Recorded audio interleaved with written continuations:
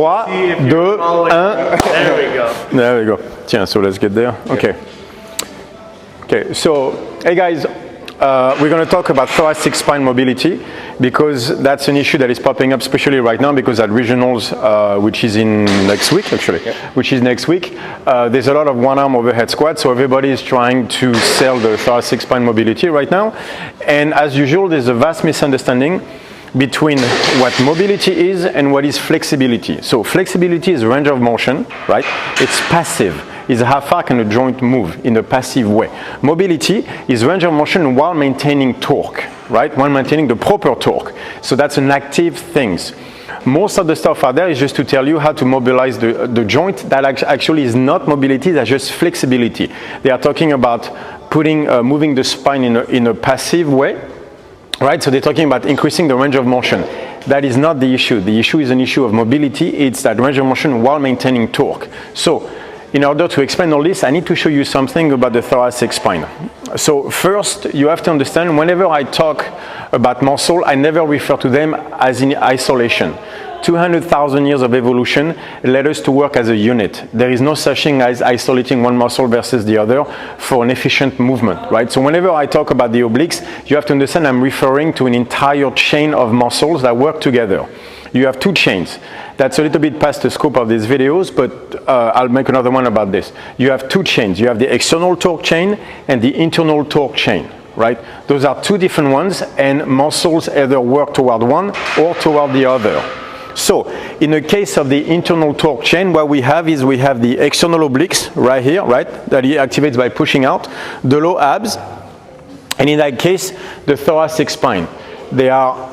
So we're talking about from here to here, right? The thoracic spine is right there, all the way up to here. Below that is the lumbar spine. So the internal torque chain is the thoracic spine, right? Coupled with the teres major to spread the lats, right? Coupled with the external obliques and the lower abs. It's very important to understand this because the external torque chain is composed of the rectus abdominis, right? And then the top part of the traps and the low trap here, and especially the lumbar spine. So whenever you want to have a thoracic spine, a healthy thoracic spine with a good mobility, that means we're going to have to go toward the internal torque chain. That means activating the external obliques. And so I'm going to use Willhem as an example. Who's going to lean forward? Say sideways, please. Yep. He's going to lean forward, right? And he's going to disengage the external obliques, right? Just engaging his rectus abdominis, and he's going to try from rounded to extend his thoracic spine. So, and then stay here.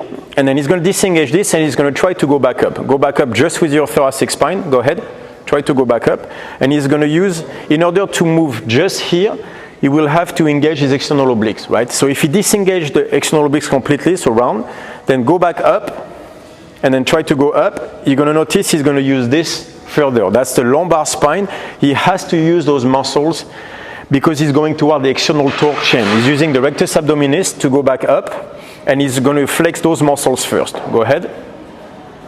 There we go. See, it all started here, right? So do it one more time. Disengage this, engage here.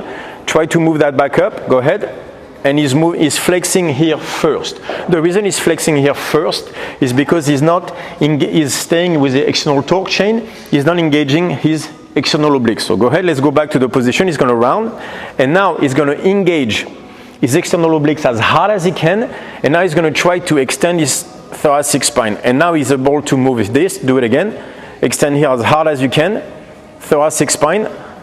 There we go. And now he's able to move the thoracic spine without engaging the lumbar spine first, right? So now it's truly an extension of the thoracic spine. So if we see mobility at the range of motion while maintaining proper torque, what does that mean?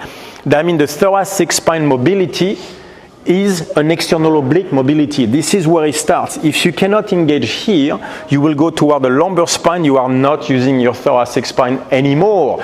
Therefore, you have no mobility, tension, torque, right? Your external obliques and their length under tension, therefore their mobility, determines your thoracic spine mobility. Thoracic spine mobility relates to external oblique mobility. So you will not manage to get that mobility here that you want without having strong external obliques. And that means strong toward the range of motion that we need, up, not down. So this is why people that stay like this all the time have problems with their thoracic spine, because the external obliques are short. It's not about moving your spine, it's about getting your external obliques strong enough that you can be in the internal torque chain so that you can actually use the muscle, the erectors, for the thoracic spine. Okay? And that is the biggest difference where people are mistaken. Thank you guys.